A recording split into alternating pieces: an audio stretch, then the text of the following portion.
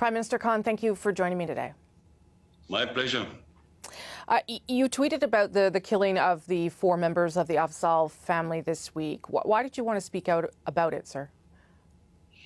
Well, listen, Rosemary, I have spent a lot of my time in Western countries. When I used to play professional cricket, I used to spend half my year in England. I went to university there. I got married there. I got boys there.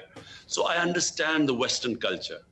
And I understand where the problems are. How come this Islamophobia is growing, and specifically after 9/11? There are 2 landmark dates from where Islamophobia has grown. One was Salman Rushdie's book in 1989, roughly. And secondly, it was after 9/11. And how did this division, the suspicion take place? After 9/11, the word Islamic terrorism, Islamic radicalism. Now, when these terms started becoming currency and announced by Western leaders, the man in the street does not understand. When you say Islamic radicals, it seems that there's something in the religion that makes people radical. And the man in the street cannot distinguish between a moderate Muslim and a radical Muslim. Terrorism has no religion. In every human society, they're extremists. They are liberals, they're extremists, and bulk of the people are moderates. Well, I was just going to say, though, you've talked about this at the United Nations and many other places about a need for a holistic approach by the international community. What does that mean to you practically, Prime Minister? What do you need to see there? So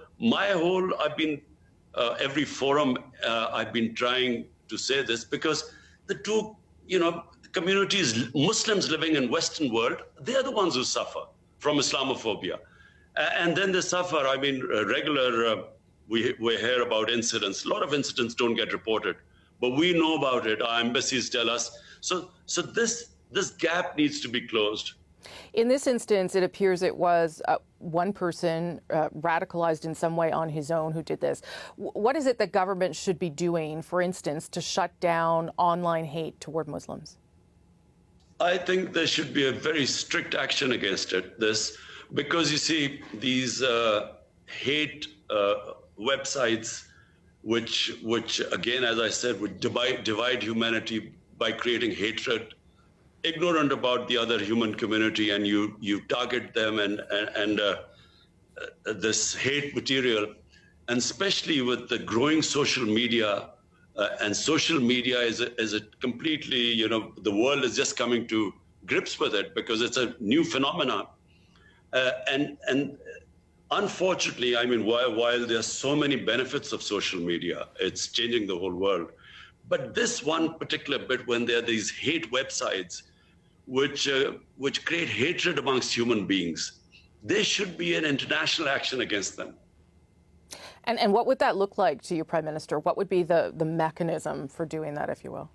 Whenever the international community, and by that I mean the world community, the world leaders, whenever they decide upon taking action, this will be dealt with. The problem is at the moment there is not enough motivation. Some international leaders or leaders in the Western countries actually don't understand this phenomena. They too think that the Muslims are these weird people who have these weird customs and they need to be put in place. So it just needs to be brought together, and there has to be understanding, and this can be promoted by world leaders. Do you plan to reach out to Justin Trudeau to have a conversation about this? Yes, I will. I've had previous conversations with Justin Trudeau as well, and I have to say we mostly agree with most things. You may be aware, too, of a law in the province of Quebec here that bans public servants, teachers, judges, and others from wearing visible religious symbols, which obviously affects Muslims who wear the hijab, for instance. Quebec says this is a law about secularism. What do you make of that kind of law existing in Canada? I find this, secular extremism. It really is against, you see, the whole idea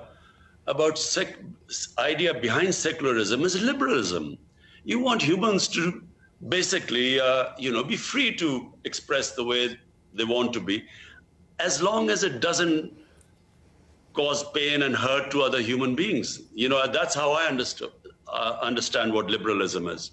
So if someone covers their hair, their head, why has it become such a big issue? And I feel this is just a symptom. The main reason behind this becoming such a big issue is because of the way Islam is perceived. And that's why that understanding has to take place. And I also say one thing, Rosemary, that Muslim world also must, heads of Muslim states must be able to present their cases in world forums like the United Nations and the European Union, so to improve this understanding. And I actually do, people objecting to hijab or, sometimes, people with beards, although beards are now becoming very trendy, all the shorter ones. So people objecting to this is quite bizarre for me because, again, I repeat, in the liberal Western democracies, why is this such a big issue? Unless the reason behind it is that there's actually fear of the other. There's a suspicion. They actually do believe that there's something in Islam that leads to radicalism and to extremism and to terrorism. And unfortunately, I repeat again, there are certain Western leaders who believe this. Right. You are speaking about Islam writ large, of course, but as you know, it is very diverse. There are many different groups of Muslims in the world. You have previously said, sir, that you are not aware of events happening in Xinjiang province in China. Canada's parliament has said what's happening to the Muslim minority Uyghurs there is a genocide.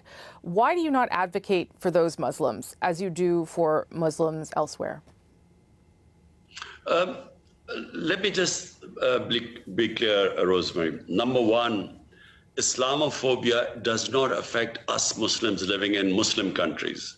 It only affects Muslims in Western countries. And because I know and spend time in Western society, I understand what they go through. So that's why I raise my voice. Now, as for what is the situation of Muslims all over the world, just look at the situation from Libya, come to Syria, to Iraq, to Afghanistan, to Somalia. So there is a serious political problem in the Muslim world and suffering. Yeah, I understand that, Prime Minister, but you have deep economic ties with China, and it would appear that Muslims are being detained and abused in China. Does that not concern you? You see, our relationship with China is such that whatever issues we raise with China are always, behind closed doors. Because Chinese society is such, and we respect them. We have economic ties with China. China is our neighbor. They've been very good to us in our most difficult times. So we respect the fact that if we have concerns, we talk about behind closed doors. Just to end again on, Prime Minister, on what happened in Canada with the Afzal family. As you know, there's a 9-year-old boy that did survive the attack. He's in hospital. That family has many friends in the community. What would you say to their remaining family and friends after this event? I must say everyone is shocked in this country because, we saw their family picture. And so, a family being targeted like that has had a deep impact in Pakistan. We have our embassy in Canada is in touch with the other family members. We are trying to work out what we can do for them.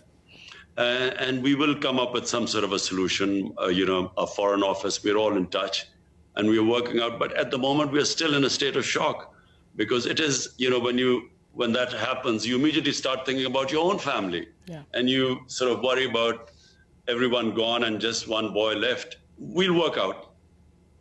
Prime Minister, thank you so much for your time today. I do appreciate it, sir. Thank you.